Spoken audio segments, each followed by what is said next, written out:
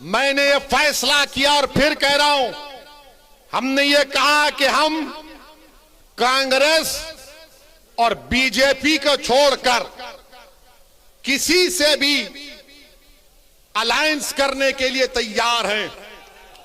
तो सुनिए, एक मशहूर जर्नलिस्ट है पंकज साहब ने अखिलेश से पूछा कि आप ओवैसी से समझौता क्यों नहीं कर लेते, तो अखिलेश ने जवाब दिया कि ओवैसी पर बहुत से इल्जाम लगते हैं।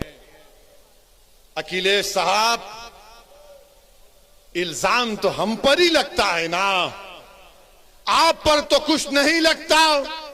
रिवर फ्रंट आप बनाए, आप पर कोई इल्जाम नहीं। लखनऊ से कानपुर रोड आप बनाए, आप पर कोई इल्जाम नहीं। आपने सब कुछ किया, आपके 10-10 उंगलियां घी में थी, मगर आजम पर इल्जाम लगा बकरी चोरी का और भैंस चोरी का।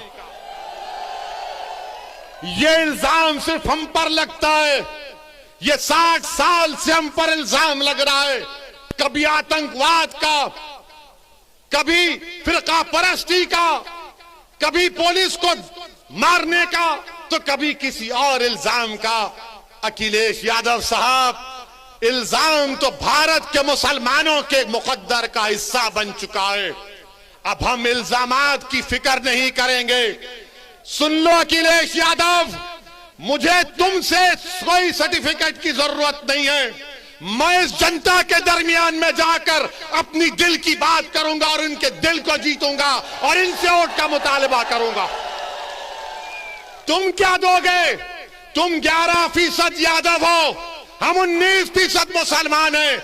अगर तुम मुख्यमंत्री बने और जनाब मुलायम सिंह बने, तो मुसलमानों के वोट की खैरात से बने। तुम याद रखो इस बात को। हम पर इल्जाम, अरे हमारे पे कुछ इल्जाम लगा, हमारी तारीख गवाह है, हमारी नबी की सीरत की किताबें पुकार कर कह रही हैं कि जिस पर इल्जाम लगता है अल्लाह उसको कामयाब करता और करेगा इंशाअल्लाह ताला। इल्जाम है, कोई बात नहीं है, मगर याद रखो, चुनाव के बाद बच्चों की तरह नहीं रोना।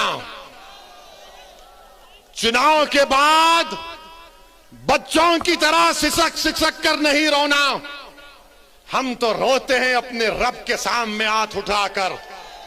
हम इन जालिमों के सामने अपनी बेबसी का इजहार नहीं कर